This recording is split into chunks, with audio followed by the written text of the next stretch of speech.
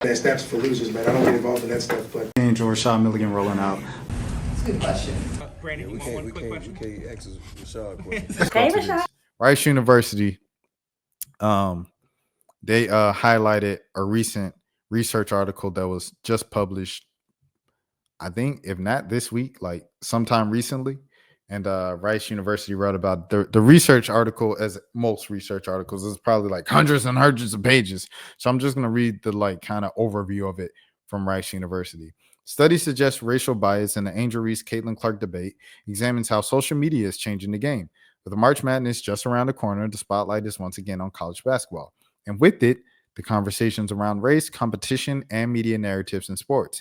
A newly published study from Rice University and the University of Illinois Chicago takes a data-driven look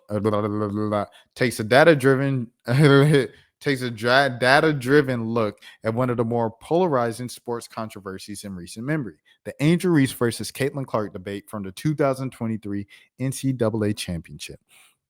During the Elite Eight game, Iowa's star guard Caitlin Clark made a now famous "You Can't See Me" hand gesture, a taunt originally popularized by wrestler John Cena, and rapper Tony Yayo, without much controversy. However, when LSU's Angel Reese made the exact same gesture towards Clark in the closing moments of the national title game, the reaction was starkly different. Some media personalities and fans criticized Reese as classless and unsportsmanlike, while others defended her, leading to a nationwide discussion about the double standards in sports, race, and gender. Now, a new study quantifies what many have already suspected. Public and media reactions to Reese and Clark were not just different, but racialized.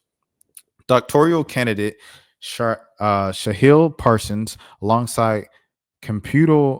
Oh, hold on now. Hold on. Reading fundamentals now. Alongside computational,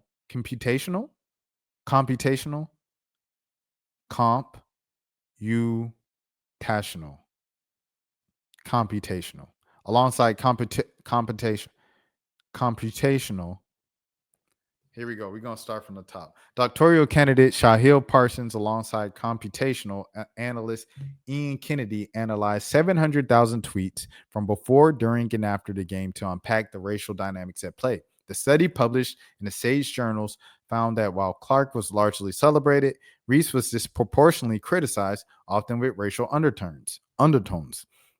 This wasn't just social media chatter. This was a real-time reflection of how race and gender shape public perceptions, Parsons said.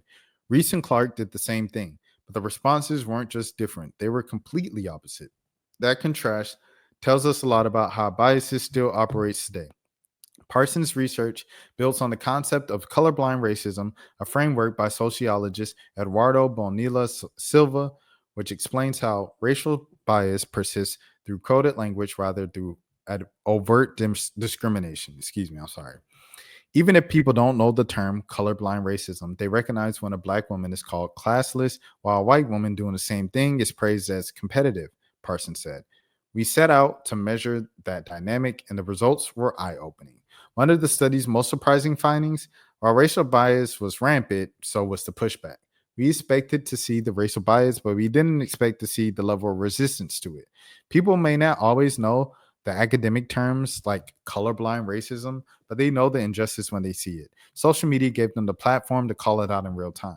Notably, high-profile figures like LeBron James and Shaquille O'Neal publicly defended Reese, challenging the double standards at play. This suggests while social media can reinforce biases, it can also serve as a tool for accountability.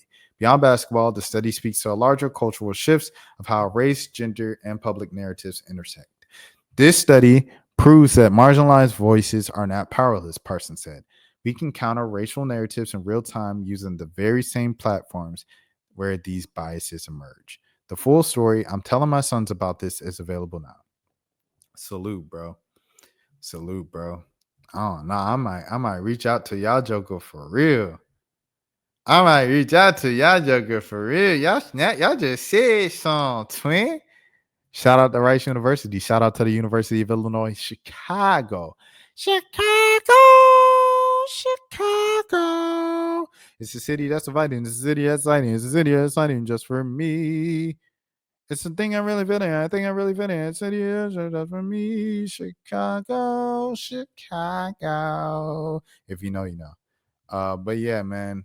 I think it's stating the obvious, kind of what we've all said. I think it's the reason why it popped so much.